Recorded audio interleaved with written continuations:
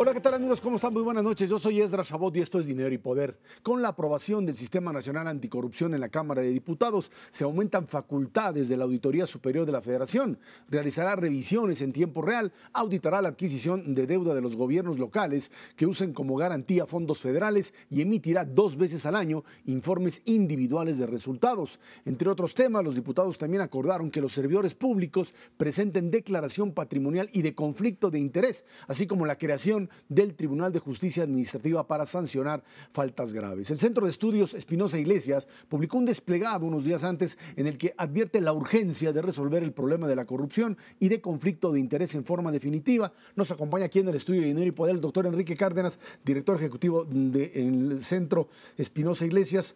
Enrique, muchísimas gracias por estar aquí con nosotros. Ernesto Macario Esquetino, buenas noches. El desplegado que apareció unos días antes de la aprobación de esta ley o de toda esta reforma trataba de evitar que de alguna forma el modelo de combate a la corrupción fuese una simulación. Así es. Finalmente, frente a lo que se está planteando ya como un hecho concreto, ¿qué es lo que ustedes planean?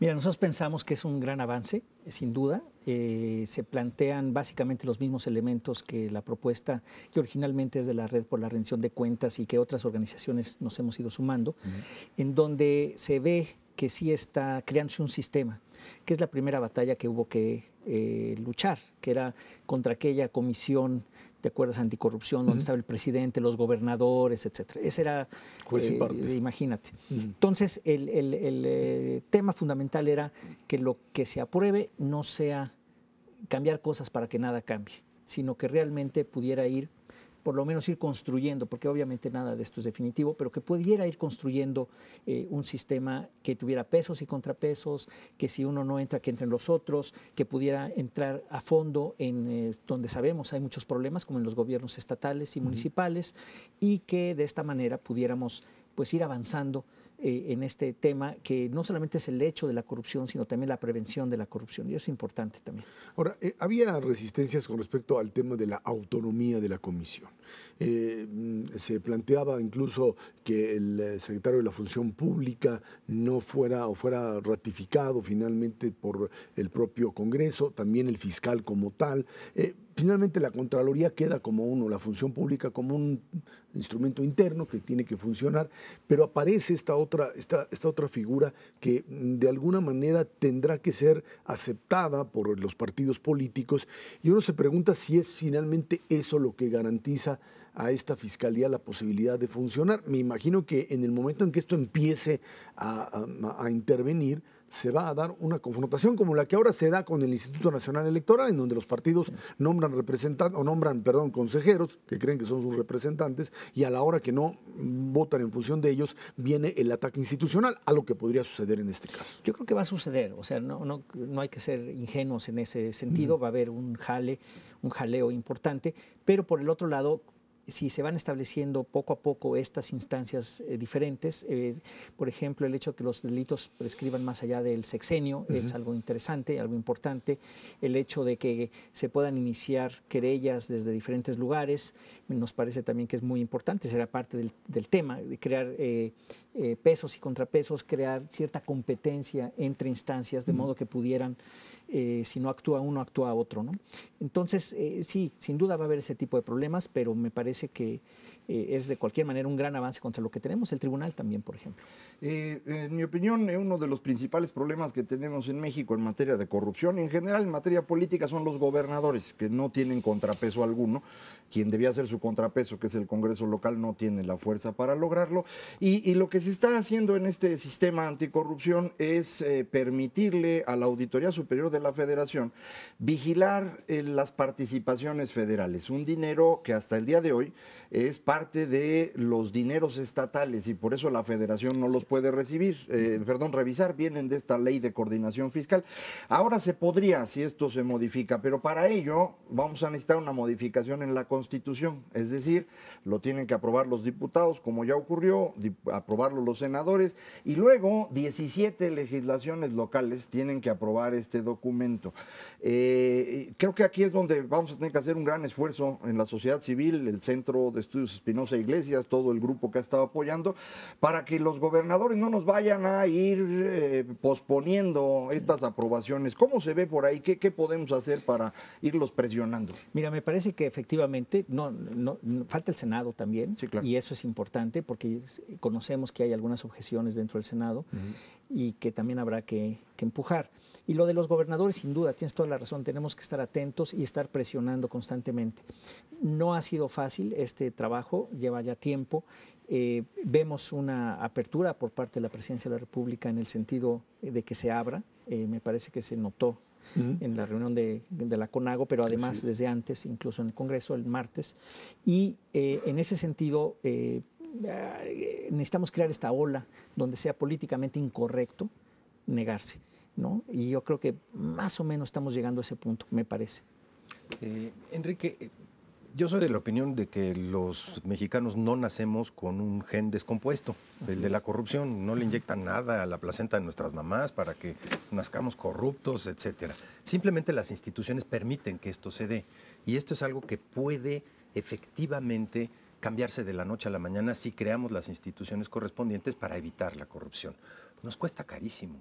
De acuerdo con estudios que ha hecho el propio sector privado, ustedes inclusive, rebasa 1,5% del Producto Interno Bruto, que es una barbaridad de dinero todos los años, y desvía el gasto, en lugar de hacia actividades que efectivamente necesita el país, pues hacia actividades que sean más fácilmente corruptibles y del cual se pueda jalar. ¿Ustedes ven que esta parte de eficiencia económica pudiera darse en el corto plazo? Digo, evidentemente lo primero que necesitamos hacer es erradicar esta costumbre en nuestro país para pasarnos a una parte de efectivamente lograr eficiencia. Mira, yo creo que sí, Ernesto, bueno, no sé si en el corto plazo, tampoco podría yo decir tan rápido, ¿no? Pero sí es evidente que se desbordó totalmente el tema de la corrupción en los últimos años. Es escandaloso lo que uno escucha en los diferentes estados de la República, incluso a nivel federal, y en la medida en que estas instituciones vayan empezando a dar resultados y que vayan cambiando también una cierta, entre paréntesis, cultura o una manera de hacer las cosas, para no llamarle cultura, creo que sí podremos ir encontrando otras maneras. Pero yo diría que tiene muchas más aristas el tema, mucho más allá de la eficiencia económica del 1,5% del PIB o 2 puntos del PIB.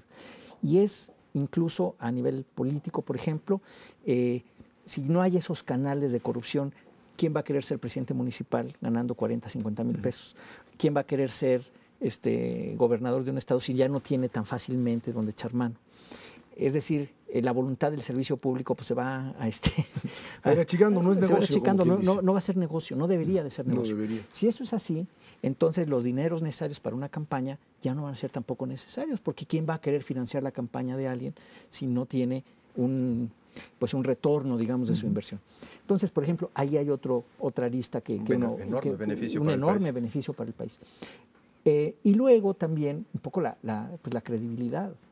Uno se sorprende quizás después de las reformas económicas del 2013, ¿por qué no hubo cierto nivel de optimismo como hubo cuando el TLC? ¿No? Ustedes recordarán, en los 90 realmente había como efervescencia. Carlos Salinas era habilísimo para cambiar el ambiente, pero la verdad es que sí había una visión hacia adelante y ahora no. Y uno se da, como que pasamos un umbral, Ernesto, no sé si estén ustedes de acuerdo, como si se pasó un umbral de tolerancia, de decir, bueno, ya, hasta aquí. Quizá el modelo tiene que ver básicamente con el hecho de que anteriormente la posibilidad, digamos, de expresarlo o de rebasar el ámbito específico del gobierno pues era limitada, incluso todavía durante el gobierno de Salinas. Y en este momento, pues esta posibilidad de combinar un modelo de democracia, apertura, información, etcétera, con el tema corrupción, que hay quienes opinan, y creo que también con mucha razón, de que el modelo democrático lo que ha hecho es, al contrario, hacer que la corrupción se extienda más porque hay menos controles sobre el centro. Esta idea de hacer compatible democracia con manejo de recursos, parecía ser que es un problema muy serio para la sociedad mexicana o para el Estado mexicano. Bueno, sin duda lo es, y yo otra vez desde diferentes puntos de vista. Hay quien dice, por ejemplo, en el CEI lo hemos estudiado mucho, la reforma hacendaria, por ejemplo, la reforma fiscal. Y alguien también menciona, bueno, es que lo de menos es subir los impuestos, lo de menos entre comillas. Luego el gasto, ¿no? Y aquí es en donde uno no ve la correspondencia con una cosa y la otra. Sí, sabemos que necesitamos más ingresos fiscales por los compromisos que tenemos en pensiones, en tantas cosas. Y sin embargo, con estas cosas, si no ahí está controlado el gasto, si no está controlada la corrupción, va a ser cada vez más difícil pues, convencer a la sociedad de lo ya que de por sí es difícil, que es pagar impuestos, ¿no? Entonces, creo que tiene ese otro tipo de situaciones que realmente van con la democracia, es decir, van con el derecho y la obligación, ¿no? de poder ejercer. Y aquí yo te diría, el desplegado me parece que lo que tuvo fue que se sumaron muchas personas y personas pues, representativas de diferentes grupos y cosas, donde tratamos de representar el sentir realmente que es de hartazgo de que ya, hasta aquí llegamos, ¿no? Y bueno, pues creo que tenemos que seguir luchando en ese sentido. En buena medida, creo que lo que estamos viendo ahorita se parece también mucho a lo del Tratado de Libre Comercio, aquella época en la que se hicieron un conjunto de reformas que dieron como resultado no solo el Tratado de Libre Comercio, sino una reacción muy violenta de parte de ciertos grupos de la sociedad, que eventualmente acabaron en la gran reforma política. Y ahora lo mismo, tenemos un par de años de reformas, una reacción de la sociedad, incluso reacciones violentas, y ahora tenemos como resultado el cambio verdaderamente importante para la construcción de un Estado de Derecho. Visto en una trayectoria de más largo plazo, para los que no sepan, el doctor Enrique Cárdenas no solo es director del Centro de Estudios Espinosa Iglesias, es un experto en historia económica. Entonces, en esta perspectiva de largo plazo, a mí me da la impresión que no estamos haciendo las cosas mal en México. Es decir, a veces nos angustiamos porque nos tardamos y porque nos falta, pero yo creo que vamos avanzando. ¿Cómo lo percibiría usted? No, de plano, Macario, ciertamente sí hay ciertos avances importantes. Digo, simplemente la cultura del acceso a la información pública, que hoy ya lo vemos como un hecho, pero hace tan pocos años, poquísimos años que eso no lo teníamos. Yo creo que esto de la Semana Nacional Anticorrupción en 5 años, 7 años, pues ya lo vamos a hacer como normal, pero donde empiece a cambiar verdaderamente una forma de hacer las cosas, ¿no? Entonces, como dices, los economistas nos desesperamos porque nos gustaría que las cosas ocurrieran más rápido. Y los politólogos te dicen, no, espérate, estas cosas son con calma. Bueno, el problema también con este nuevo sistema anticorrupción está planteado a partir de lo que pues, se espera que no sea. Siempre que se habló de la función pública o de la Contraloría como tal, todo esto siempre fue utilizado en el modelo del México autoritario como un método de castigo o de persecución política, ¿no? Le caían encima al burócrata o al funcionario que tenía un problema de orden político y entonces le aparecían las cuentas que parecería ser que, si no todos, una buena parte de ellos lo tienen.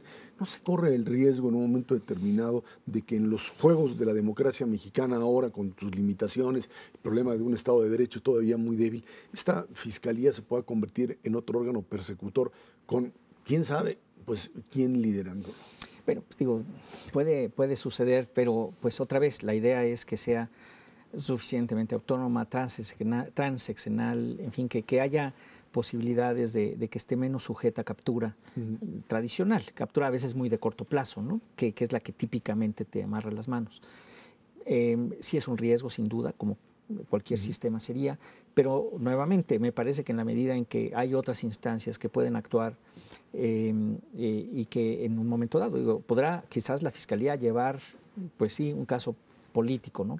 Pero si el tribunal es independiente y está bien, pues entonces debería haber cierta garantía de que las cosas por lo menos no sean tan violentas como cuando estos tribunales pues estaban en manos del propio Ejecutivo. ¿No? Ejecutivo como tal. Enrique, hablando precisamente de la imagen de México en el exterior, si hay algo que nos ha afectado brutalmente es la baja entrada de inversión extranjera, pues sí. Aún y con las reformas estructurales que tú mencionaste del 2013 y 2014.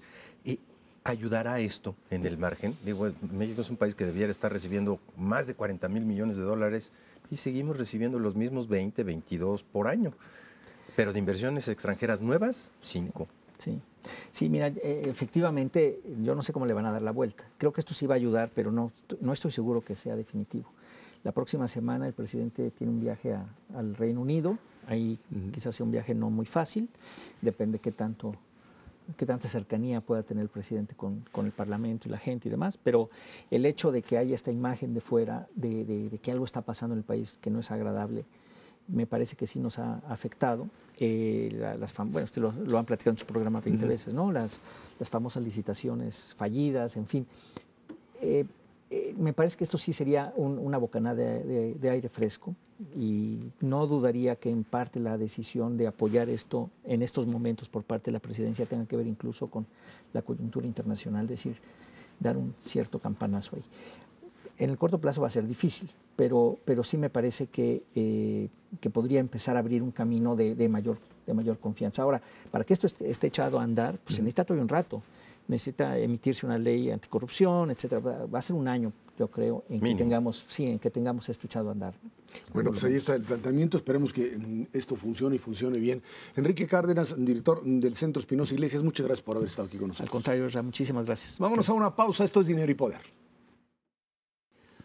En 2014, el Producto Interno Bruto del país creció 2.1% dentro del rango previsto por la Secretaría de Hacienda y de Banco de México. También se dio a conocer que ese mismo año la cuenta corriente de la balanza de pagos muestra un déficit de 26.545 millones de dólares, 2.1% del PIB, algo bastante controlable. Por otro lado, la inflación en la primera quincena de febrero se ubicó en 3.04%, cifra menor a la misma del periodo del año anterior. Ahí están datos que hablan todavía de un crecimiento que fue, ahora sí que el menor que había tenido Hacienda. Yo creo que le fueron bajando, llegaron a 2.1 porque se acabó el año, porque si se siguen en el mismo, ya estaríamos en cifras negativas. Viene el aumento, digamos, el crecimiento en las últimas parte del año, y esto genera una expectativa de mayor crecimiento para problemas importantes, diría yo, derivado por un lado del tipo de cambio, donde ya hay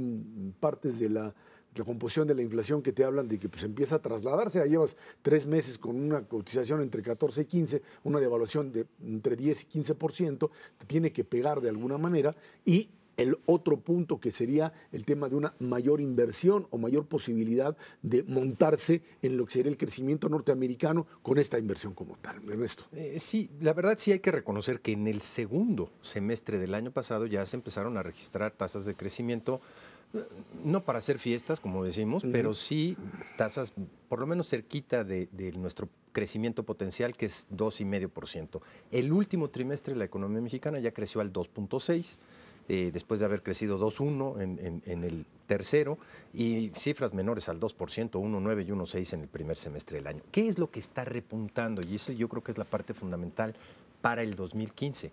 El consumo privado está empezando a levantar después de prácticamente estar dormido todo 2013 y la primera mitad de 2014. Ya hay cifras, digamos, contundentes de crecimiento del consumo, especialmente de bienes duraderos, casas, coches, electrodomésticos, ventas en tiendas departamentales y la inversión. La inversión en el segundo semestre igual del 2014 empieza a tener un comportamiento pues, de crecimiento cercanos al 7%, que habla pues de una respuesta del sector privado frente a lo que se está dando.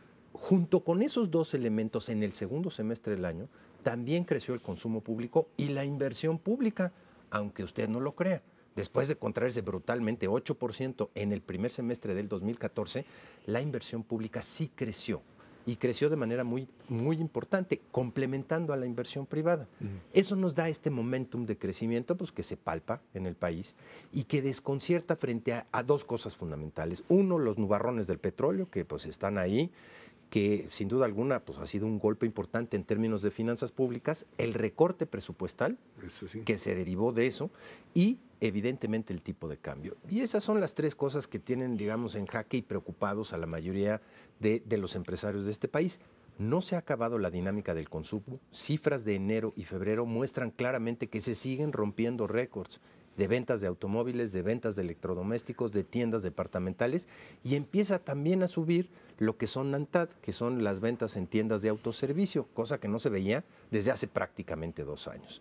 En ese contexto sí hay una suerte de pesimismo económico injustificado por las cifras que se están viendo y sobre todo por la trayectoria que pudiera tener el PIB para el 2015 frente a estos tres acontecimientos: el precio del petróleo, el tipo de cambio y desafortunadamente el recorte presupuestal que nosotros sentimos se podía haber pospuesto un poquito o echado la mitad en el 2015 y la mitad en el 2016, pero pues que a final de cuentas en el ámbito internacional fue bien recibido. ¿Hasta dónde pueda dar el crecimiento en el 2015? Pues las proyecciones dicen un 3.2, 3%, pero va a depender fundamentalmente del factor que yo te diría incide más en el crecimiento prospectivo del país, que es la inversión. Si la inversión se echa para atrás, en complemento con la pública, que seguramente ahí se va a dar todo el recorte presupuestal, entonces pues, tendremos otro año de crecimiento mediocre y ya serían 3 consecutivos. 1.2 en el 2013, 2.1 en el 2014, muy por abajo de las expectativas y pues si no crecemos más de 3% en el 2015 sí que tendremos Seguiríamos un problema. en la misma tendencia que llevamos no solamente hace 3 años, 30 sino años. hace 30. Sí, en realidad desde 1940. Si uno, bueno, ¿qué quieres que haga? Si uno hace las cuentas bien, de 1940 al día de hoy, 75 años, el crecimiento promedio de este país es 2% anual. Sí, bueno, Entonces tampoco es una maravilla. Pero tuviste años en que tuviste esos años crecimientos en los que mayores. creciste mucho es porque te estabas endeudando con el resto del mundo, tuviste que pagar después, te regresaste. El problema que tenemos es un problema histórico. Durante todo el siglo XX en México construimos un esquema económico que no daba para crecer más de 2%. Cada vez que crecías más de 2% venía una crisis. Fue la crisis de 76 o la de 82 o la de 86 o la de 95. No da la economía mexicana para crecer más rápido porque teníamos limitados los sectores que pueden tener una mayor dinámica. Ya los liberamos con las reformas. Creo que esto va a empezar a dar resultado. Ya varias de las reformas están dando resultados muy significativos. El tema laboral. El laboral generó la mitad de los empleos que se generaron, fueron producto de esta reforma laboral que hace fácil contratar de forma más flexible. La tasa de interés ya bajó a la mitad para los créditos de empresa. Si no lo han visto, pues véanlo. Está ahorita un crédito de empresa abajo de un crédito hipotecario. Eso no había pasado en México desde que había historia. Tenemos en este momento unos avances en telecomunicaciones interesantísimos que le están costando a los 2 señores ricos que todo el mundo critica, Slim y Azcárraga, pues les están costando miles de millones de dólares. Al primero, al segundo no tanto porque no tiene tanto, pero 800 millones sí les costó. Entonces, las reformas funcionan, la economía efectivamente está creciendo un poco mejor en la segunda parte del año pasado y yo coincido con Ernesto, el desánimo económico no tiene ningún fundamento, salvo el ánimo. Es un problema, digamos, de expectativas. La gente se empezó a preocupar a fines del año pasado. El gobierno del señor Peña Nieto nunca ha logrado generar una confianza abundante, como sí la lograron otros presidentes. Entonces, esto se ha ido complicando, pero a mí me parece que hay un espacio de crecimiento bastante interesante en muchas cosas.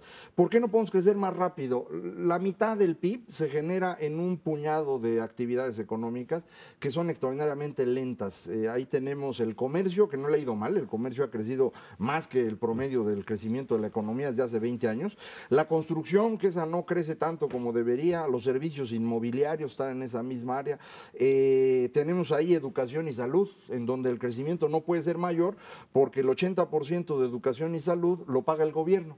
Y lo tiene que pagar con los impuestos que los mexicanos no pagamos, entonces no tiene con qué pagar más, no se puede crecer más. Entonces, ese es el problema que tenemos, esta parte que se dice el mercado interno no crece. Bueno, específicamente el mercado interno son estas actividades en las cuales no podemos generar mucho más productividad, ahí estamos muy atorados. Ahí es donde tenemos la mayor cantidad de economía informal, por ejemplo, construcción, educación, comercio, limpieza, campo, agricultura. Entonces, estos sectores son los que nos están impidiendo un crecimiento más acelerado. Si volteas a ver manufacturas, en particular equipo de transporte, pues el crecimiento es estilo chino. No, más que chino, más que chino. Están creciendo a tasas del 10-12% y eso tiene un efecto regional importante. Hay estados donde se ubica precisamente la industria automotriz que están creciendo no 2, 3 veces más que el promedio de la economía en su conjunto. Y hay estados en donde no se ubica absolutamente ningún sector más que estos que van creciendo lentamente o decreciendo, que es básicamente el sur, Michoacán, Guerrero, Oaxaca, Chiapas, pues donde no se ubican sectores de actividad modernos de punta. Y ese es un problema realmente serio que tenemos hacia adelante. Eso es un poco también lo que habría que pues manejar como parte del problema. Ya lo hemos dicho en muchas ocasiones, pero esta idea de que el gobierno federal tiene que invertir más en estos estados del sur del país, si le sigues invirtiendo a una estructura socioeconómica como la que tienes en Guerrero, Oaxaca, Chiapas, lo único que vas a hacer es que los mismos que se hicieron ricos antes se hagan más. Algunos legítima y legalmente, otros abiertamente saqueando al erario. Y si le sigues metiendo dinero va a seguir sucediendo lo mismo. Creo que cuando uno hace los cálculos de lo que se ha invertido, entre comillas, se ha dado, digamos, de dinero desde la federación, desde el gobierno central a Guerrero, Oaxaca, Chiapas, podrías tener o deberías tener una situación de un cambio brutal a partir de la cantidad de recursos. Pero si le sigues inyectando a la misma estructura que no produce, pues lo único que haces es seguir reproduciendo el esquema de pobreza. Es como intentar resolver. A lo mejor la comparación no es muy exacta, pero por ahí va. Es decir, pues hay que darle dinero directamente a la gente pobre para que de esa manera pueda salir de la pobreza. No sale de esa manera. No va a salir, es un pozo sin fondo. El ejemplo más claro es Guerrero. En Guerrero solo el 8% de la población económicamente activa es formal. Turismo. Solo el 8%. Si tú quitas Acapulco y Ixtapa, probablemente hasta quedas a deber, man. El 92% restante de las personas que trabajan en Guerrero son informales de una u otra forma o forman parte del gobierno, que para el caso es lo mismo porque no se produce riqueza en el gobierno. Entonces, tu problema es que ese 8% tiene que generar riqueza para que viva el 100%. Eso es imposible. En los estados del norte, como Nuevo León, Chihuahua, incluso hasta Jalisco, que no está en el norte, pero ese está 5 o 6 niveles abajo. Pero bueno, en estos estados tú tienes a más de la mitad de la población dentro de la economía formal y tienes otro cacho importante, 20-25%, que está en esta parte que llamamos informal, pero no lo es tanto. Es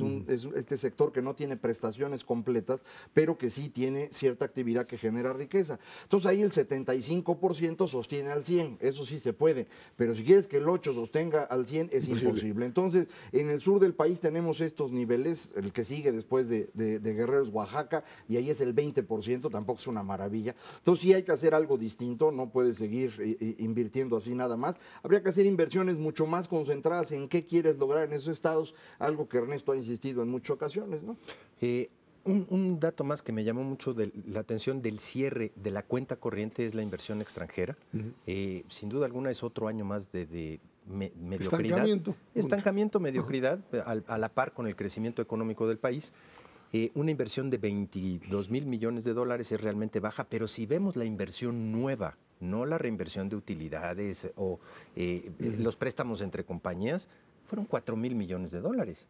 Eso es lo que valen 2 estadios de fútbol en los Estados Unidos. Para todo un país como México, simplemente es una inversión increíblemente baja. No nos han comprado las reformas estructurales y pues lo que están esperando es ver cambios en esta parte de inseguridad y crecimiento regional y desde luego corrupción. Esos 4 mil millones de dólares más o menos deben ser 8 mil empleos, digo, para tener una idea de cuánto está costando. Y pues, bajísimo, obviamente es imposible.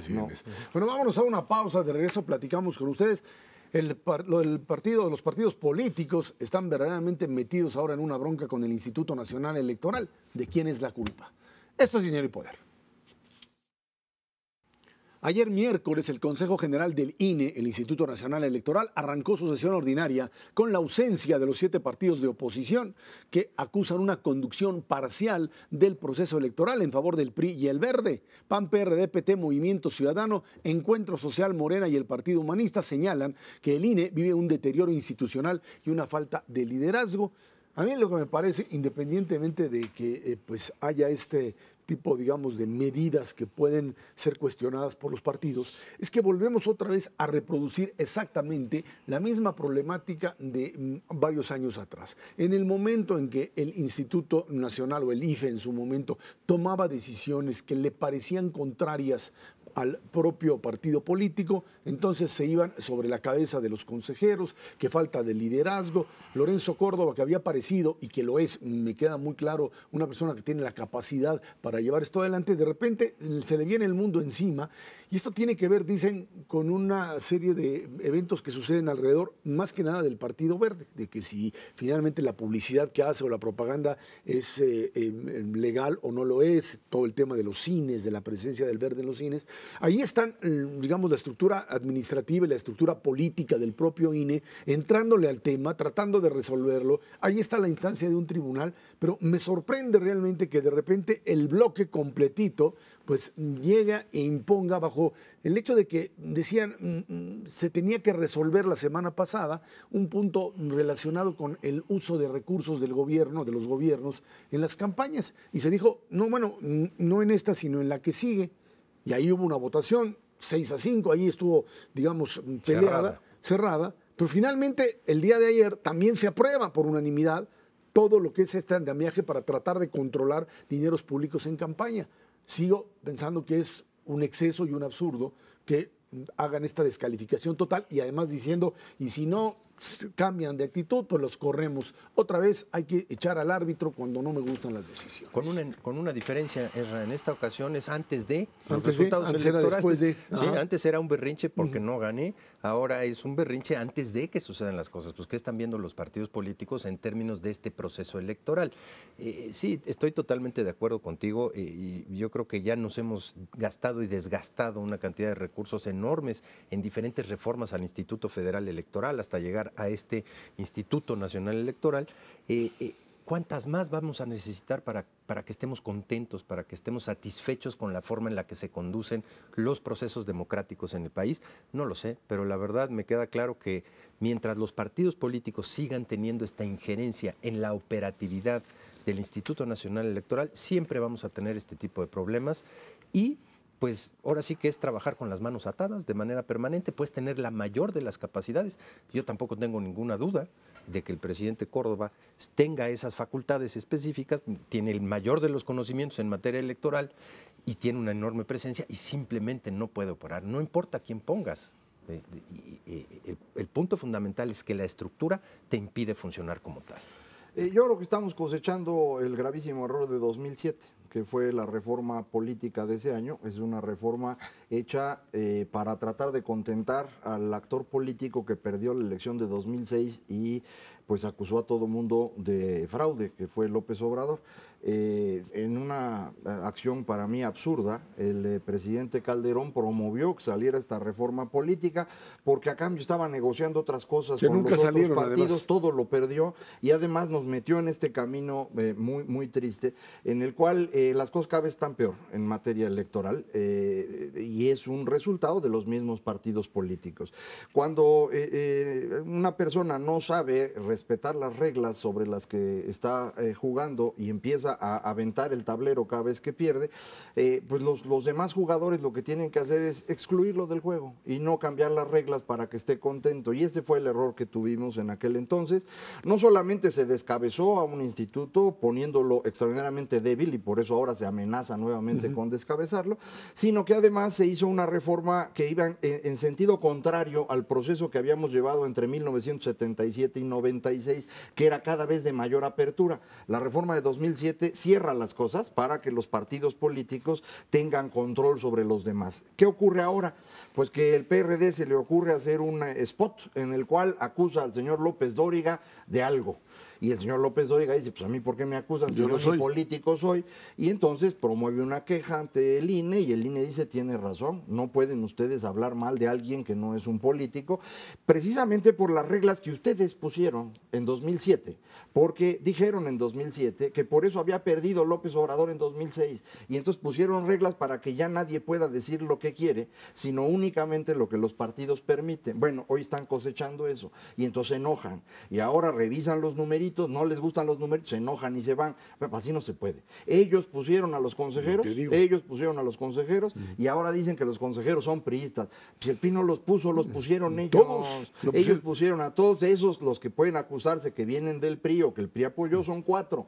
Hay 2 más que no son del PRI, que los pusieron los partidos de oposición, que están revisando las cosas, deciden algo, no puedes decidir porque tienes que decir lo que yo digo. Pero además, Macario, te diría yo, independientemente de que cada partido postuló a uno, el hecho de seguir suponiendo que estos consejeros se convirtieron en empleados del partido es un absurdo. Es total perder de Entonces, entrada. vámonos directamente a las resoluciones, si es ahí donde se equivocaron o no. El tema del Partido Verde es un problema también propio de acción, de los tiempos que requiere la acción para bajar, digamos, publicidad o propaganda que no esté permitida, y es que eso te tarda. O sea, todo el mecanismo entre lo que se dice, no pueden en cine estar haciendo propaganda y sacando esto te va a tardar 2, 3, 4, 5 días o hasta más, y mientras esto pasa, pues esa es la cuenta que hacen los partidos, saco lo que sea, en lo que el aparato, exacto, en lo que me castiga, ya solté y seguimos.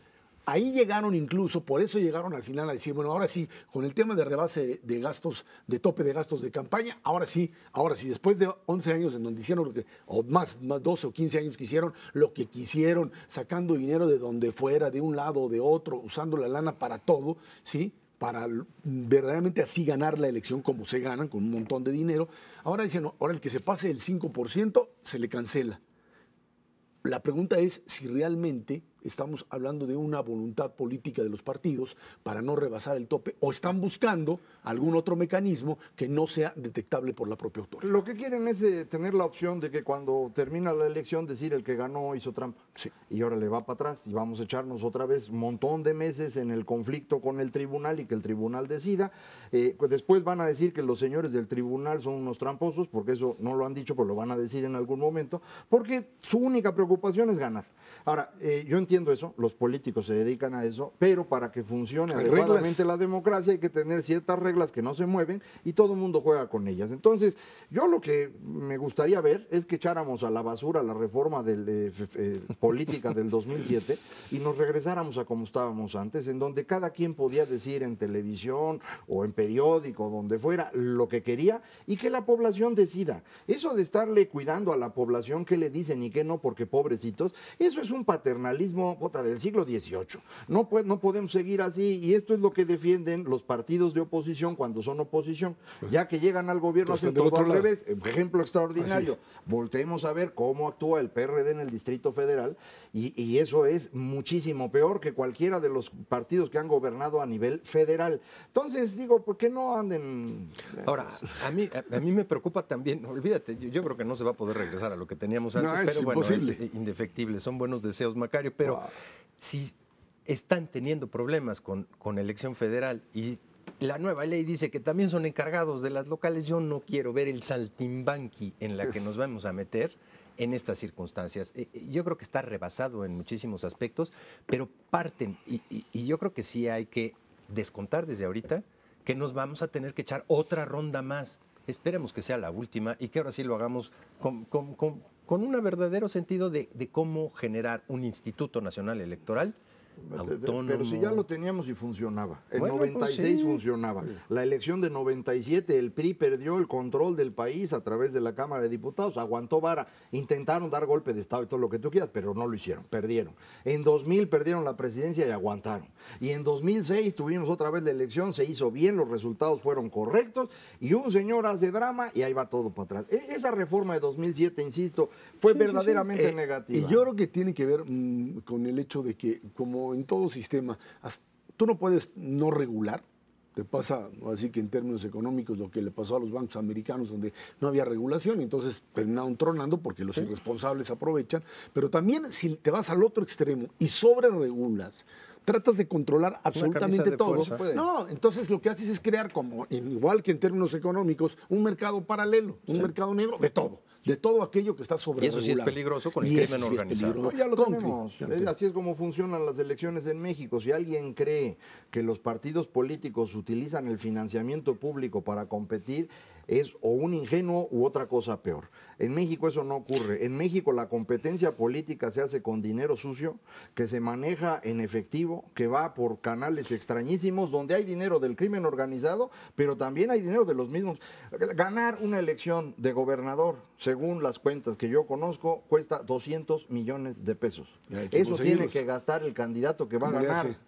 ¿Cuánto tiene que conseguir después para pagar esos 200 millones más? No, y yo te diría el otro punto. Si ya toda la publicidad o la propaganda en medios de comunicación, que era lo que costaba caro. Ya se las quitaste. Ya es gratis, ya es parte, ya se las impusiste a las televisoras y a las radiodifusión. Y sigues manteniendo una cantidad enorme de financiamiento público. ¿Para qué? Mítines, etcétera. Por más cuenta que le hagas, si ya le restaste lo que era la parte fuerte, no se justifica. Y ese financiamiento es el que ahora hay que estar vigilando por dónde se mueve, porque no hay salidas adecuadas, sin duda alguna, en la medida en que lo que eran medios de comunicación, que era ahí donde tenías que vigilarlo, ya no lo puedes hacer. Ya no tienes se gastan mínimo 8 veces más de lo que reciben de financiamiento público, 8 veces más, pero todo ese dinero nadie lo está cuidando porque nadie lo ve pasar, todo es ilegal. A ver si ahora con las leyes de lavado de dinero los empezamos a agarrar, eso sería muy interesante. Y con porque este al final modelo de cuentas, anticorrupción. sean políticos o no, son criminales. Eso es lavado de dinero. Ahí Entonces, está Macario hoy muy enojado con el tema. Vámonos a una pausa y otro país que está, pues sí, ese sí, en un problema muy serio. Grecia finalmente logra un acuerdo con la Unión Europea, sin embargo, la propia economía del viejo continente no alcanza a reponerse. Eso es dinero y poder. Los ministros de Finanzas de la Eurozona avalaron la propuesta de reformas del gobierno griego, abriendo la vía a una prolongación hasta finales de junio del programa de ayuda en el país.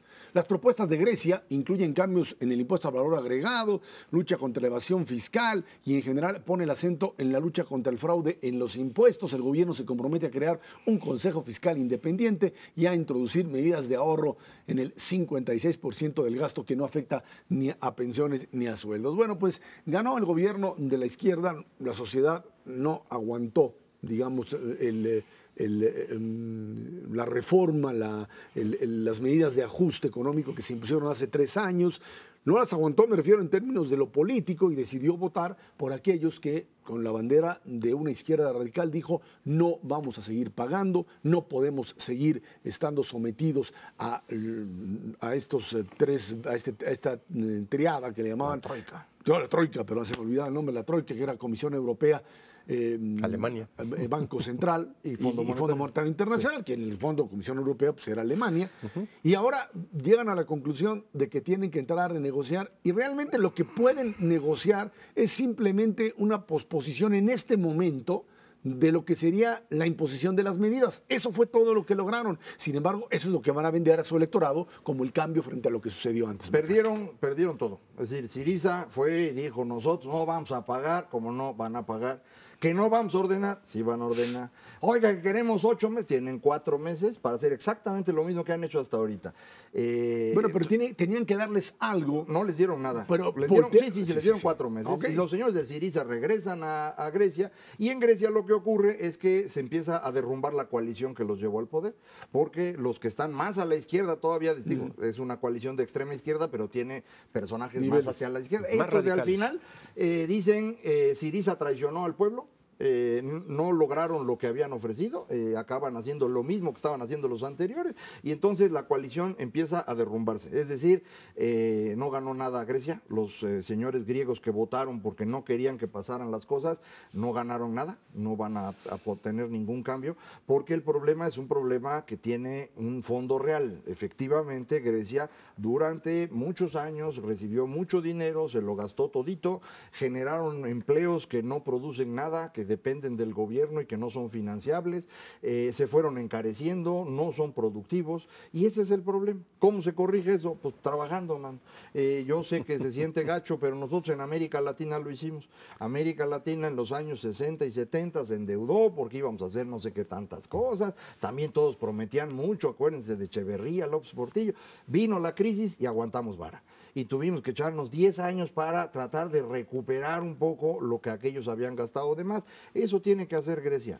No tiene remedio, tiene el defecto del euro, pero, claro, pero no hay problema, puedes hacer una reducción de salarios nominales, bueno, nada más que no lo quieren hacer, ¿no? Claro, es lo mismo, mano. Es que reducir los salarios nominalmente, pues sí, te lleva a un problemón bastante serio con tu gente, y devaluar, si pudieran hacer los griegos, menos es unilateral y lo haces y se acabó. Es reconocer que eres más pobre de la noche a la mañana. Eso es exactamente lo que implica una devaluación en términos de tu poder adquisitivo, pero además es ponerte mucho más productivo en términos del costo de tus mercancías hacia el exterior. Y eso es lo que hacían los países latinoamericanos, no todos con el mismo éxito. Yo estoy totalmente de acuerdo, sí tienen que hacer una tarea enorme de ajuste que han venido posponiendo como las avestruces, con la cabeza dentro del suelo, y durante los últimos 5 años ni han corregido su balance público, ni han bajado su deuda, ni se han bajado los sueldos, esa es la verdad, ni se han vuelto más productivos. Y son las 4 cosas que tienen que hacer, porque no pueden devaluar, porque tienen la misma moneda que todos los demás. No hay euros griegos. Sí han tenido una corrida de dinero financiero fuera de Grecia terrible. Los bancos griegos están vacíos. Que luego regresan en el momento en que llegas al acuerdo. Digamos que ahí eso es algo que en cierta medida, como tienes la garantía de un Banco Central Europeo y de que las cosas no van a cambiar en forma así radical, puedes más o menos controlarlo. Yo creo que el problema tiene que ver otra vez con este error gravísimo a la hora de unificar Europa o a la hora de crear la zona del euro, en donde estabas hablando de economías que tenían niveles muy diferentes o niveles desproporcionados entre unas y otras, y a la hora que las metes a un mismo nivel, pues hay unas que siguen haciendo lo que hacían anteriormente y siguen gastando y siguen pidiendo prestado, bajo el argumento de que ahora ya tengo quien me lo dé. Y de repente se da una crisis de esta naturaleza, en donde además el gran culpable es el gobierno alemán, que es ahora Alemania la que genera lo mínimo que tiene Europa de crecimiento, está siendo generado en Alemania, en menor medida en Inglaterra. Y los que están atorados en una situación que no pueden, es básicamente Francia e Italia. El caso español le puede costar la presidencia o la gobernatura. Empezando a moverse, ¿eh? Sí, ha empezado a moverse. Lo que sucede es que el costo social del restablecimiento del orden es muy grande. Gobierno que haga, como lo hizo Nueva Democracia de allá en Grecia, el gobierno que haga o que tome en sus manos las medidas para volver a alinear la economía, le cuesta mucho porque golpeas a mucha gente, le bajas el nivel de vida, generas desempleo brutal y eso es lo que finalmente hace perder el poder. Ahora, sí tenían un mecanismo los europeos precisamente para reducir esa enorme brecha entre países ricos y pobres. El 3% de su PIB se lo regalaban los países ricos a los países pobres y hubo países que lo invirtieron. Tú puedes ver la infraestructura que tiene en estos momentos España, no tiene nada que ver con la infraestructura que tenía cuando entró a la Unión Europea. Tienen unos ferrocarriles y tienen aeropuertos y tienen puertos y tienen ciudades industriales realmente importantes. Salir de la crisis les ha costado también enorme porque tuvieron desbalances muy fuertes, pero sí tuvieron una inversión en infraestructura como no la tuvo Grecia. En Grecia, la verdad, sí, todo ese 3% de su PIB que le daban y le regalaban todos los años, se lo cascaron en sueldos y salarios de funcionarios públicos y en dar mayores pensiones y en una serie de factores que hoy los dejan sin infraestructura. Fuera del Partenón, pues ahora sí que todo es la Narvarte, más feo que... Uy, ya se me están todos aquí la historia cuenta, España cuando entra a la Unión Europea ya es un país rico, ya tiene un ingreso del doble del promedio mundial, ya llevaba 8 años de una política económica sólida que empezó en tiempos de Franco y continuó durante los primeros gobiernos democráticos y entonces España puede aprovechar el acceso a la Unión Europea. Portugal y Grecia entran con niveles de ingreso bastante más bajos, no habían construido todavía una estructura institucional fuerte. Hay que acordarse que tanto Grecia como Portugal venían de revoluciones socialistas fuertes en los años 70, no habían podido institucionalizarse bien y entonces lo que hacen al recibir el dinero pues es empezar a repartir para, como hacen los gobiernos populistas, mantenerse en el poder gastando dinero de otros. ¿Quiénes son esos otros? Ellos mismos en el futuro. Bueno, ya llegó el futuro, hay que pagar, no hay remedio. Eso es algo que no han querido entender muchos países, incluso quienes los defienden desde aquí de México y dicen, pues es que pobres griegos, bueno, a ver, espérame, comparemos con cómo estuvieron viviendo. Es decir, si tú generas una burbuja, por definición, a la hora que se rompe la burbuja, tienes que acabar abajo. Esa es la parte que tiene que estar clara. Y esto tiene que ver con una concepción muy clara en donde el tema de ser deudor es manejado como algo que no es o no te representa ninguna responsabilidad. O sea, el deudor es aquel que, y si no pudo pagar, pues es porque lo están explotando, porque son agiotistas. El malo es el que presta. El malo es el que presta porque tiene que cobrar. Esta idea es de una o de otra manera termina permeando una buena parte de la sociedad europea y te termina generando este tipo de movimientos políticos que dicen no a la deuda, no al pago, en el entendido de que ese dinero, pues es dinero que pues era del pueblo y se lo quitó directamente el Fondo Monetario o otras sociedades, y en función de eso esto socialmente sigue teniendo un peso importante. La idea de no pagar sigue teniendo una validez en términos de, digamos, de propuesta política. Es que la versión moderna que tenemos de ese conflicto viene de las religiones del libro, ¿no? Todas las religiones que vienen del libro culpan a los acreedores de los problemas por un problema muy interesante y es la dificultad de los seres humanos para entender lo que ocurre en el futuro. Entender cómo se mueve el dinero en el tiempo no es trivial. Muchas personas no lo entienden y piensan que lo que se gasta uno hoy es igual que lo que te puedes gastar en el futuro, y no entienden de dónde viene la tasa de interés, y por eso su angustia de que les estés cobrando de más. Esto es un proceso que requiere aprenderse, y creo que eso ha fallado en el capitalismo moderno, explicar adecuadamente eso, ¿no? Y tienen todavía deudas muy importantes, le dedican más o menos 3% de su Producto Interno Bruto nada más a pagar los intereses de la deuda. Y se puede poner peor, por ahí de julio, agosto, donde Estados Unidos empiece a subir la tasa de interés, un cuartito de punto para nosotros puede no ser problema. Para ellos un cuartito de punto, y para Japón, y para todos los países que tienen una deuda grandotota, Venezuela, Rusia, China, bueno, puede ser otro periodo de volatilidad realmente fuerte. Pero bueno, finalmente lo cierto es que la economía norteamericana también tendrá que responder más en función de su propia protección que lo que le suceda a los europeos. Digo, no es que estén desconectados, pero tampoco estarían... No van a decidir si aumentan o no para no afectar a Grecia. Cada gobierno tiene que preocuparse por sus votantes, ¿no? Así es. Cada quien tiene el gobierno que se merece, uno vota. Alguien dijo uno eso vota, apenas, ¿no? sí, cierto. Si no te gusta, cierto, pues vota por otro, o haz lo que sea, pero ya me acuerdo de los no le tweets eches la de culpa. Ezra. Bueno, ahí peleándose están. con Iñárritu. Ernesto Cervera, Macario Schettino, gracias a usted que nos ve y nos escucha todos los jueves aquí a las 10 de la noche. Dinero y Poder, estamos en la radio Noticias MBS en el 102.5 del FM de lunes a viernes de 5 a 7 de la noche. Por nuestra parte, muchas gracias y muy buenas noches.